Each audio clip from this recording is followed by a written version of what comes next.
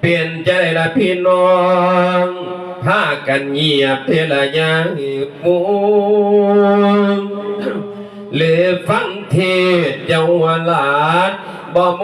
วนสันติกะโยมเท่าจะเงียบเงาโดยจะพ่อพวกผู้เฒ่าคือบ่ปางจำไอบ่พอใจจังได้บุก็จังบ่มีดอกคนเบาเอาละดินเลวการฟังธรรมต้องฟังเงียบเปรียบคือผ้าที่ปั๊มไว้ยามสิใส่จังความงามว่าใจกว่าเย็นดังน้ำอย่าอ่อนเอียงคือไฟมวนจังเม็ดบ่ละพ่อใหญ่มีใหญ่ขันบ่มวนกะมนลงมวนปะไดก็บอกเจ้าว่าลันบ้านพุทธังเดือใหญ่มันเพื่อพังดองกำไก่เป็นพุทธาอีมีหน้าใหญ่พังเป็นเทอีมีส่วนเดือยาเดือเดือบัวเดือ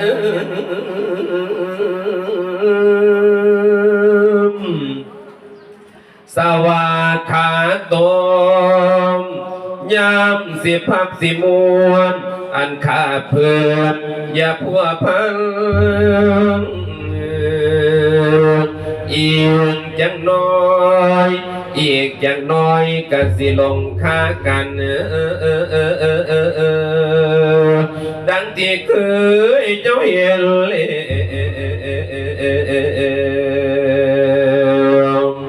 เมื่อวานนี้ไปเทศบ้านเอวไม่เห็นสีดังกลางมูบันสิพลิกขาขวาไปยกขาไม่ใหญ่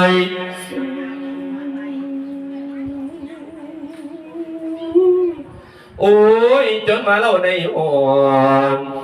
องว่าขาคอยว่าขาคอยแต่ป่านนั้นกำบอกฟังธรรมดาอยู่อีกสิกว่าเมืองต้องเบิ่งบ้างยามสิยังอาศัยตีนใจอย่าเพื่อนนำไผ่ให้ใส่หวนทั้งบางอย่าได้คือ